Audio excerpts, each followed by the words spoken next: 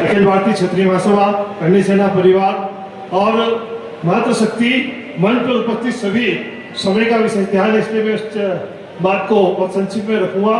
सभी उपस्थित सभी का मैं अभिनंदन करता हूं और मेरे सामने जो विराजे हैं जानदार शानदार और आपके बिना, क्योंकि निश्चित रूप से आपकी ताकत, आपकी शक्ति ही संगठन की शक्ति होती है।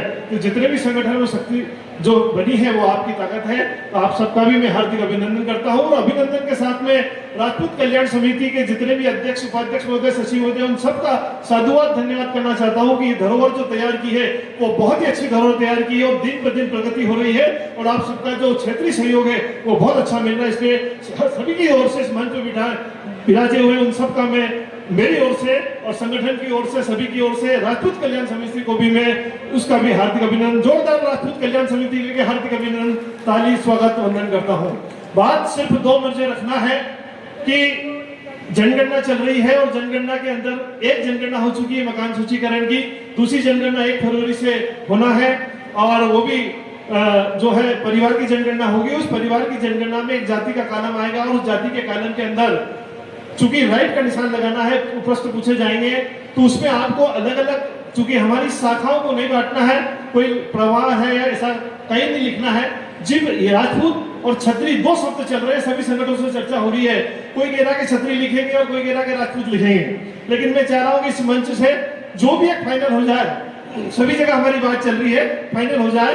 ज्यादातर जो शब्द है प्रचलित है वो राजपूत शब्द प्रचलित है सभी प्रांतों में, राज्यों में। छत्री शब्द कुछ ही प्रांतों में प्रचलित है, इसलिए सबसे हाथ जोड़कर अनुरोध है कि उस कालम में आप ज्यादा से ज्यादा वो राजपूत शब्द का प्रयोग करके अपनी जाति का वर्णन प्रदान करिए। बहुत जरूरी है, तो ये इसलिए जरूरी है कि इस जनगणना के आधार पर जो आंकड़े हमारे पास में आएंगे, जो नीति आयोग है, नीति आयोग नहीं जो नीति बनाएगा वो सारी नीतियां जो है इसी आपकी जनगणना के आंकड़ों से ही बनेगी कि किस समाज को कितना लाभ देना है, कितनी आवश्यकता है कि समाज में, वो सारा जो डाटा है वो इसी से तैयार होगा।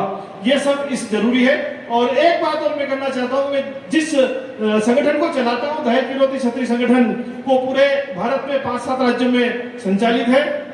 दहेज विरोधी क्षत्रिय संगठन के साथ में हमारा एक राजपूत सर्वोत्तम सहयोग संस्थान भी काम करता है।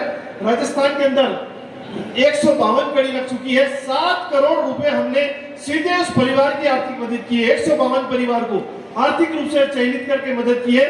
मध्य प्रदेश में भी वो संस्था चल रही है जिसमें 25वीं कड़ी चल रही है और उस 25 कड़ी में 7.25 लाख रुपए उस परिवार को इस आपकी सबके माध्यम से हमने दिए हैं।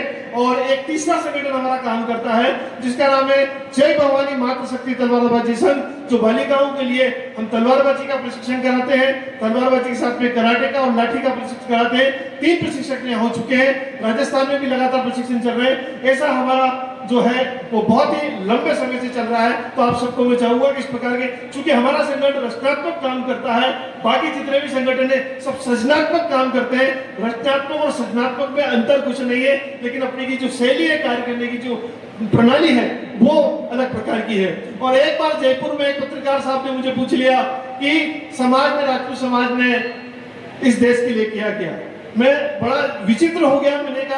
मैंने क्रॉस प्रश्न किया कि आप देश की बात पूछ रहे हो कि समाज के नाम की बात पूछ रहे हो, तो वो तुरंत कहा कि मैं देश की बात कर रहा हूं। तो मैंने तुरंत 5 मिनट रुकते हुए मैंने जवाब दिया।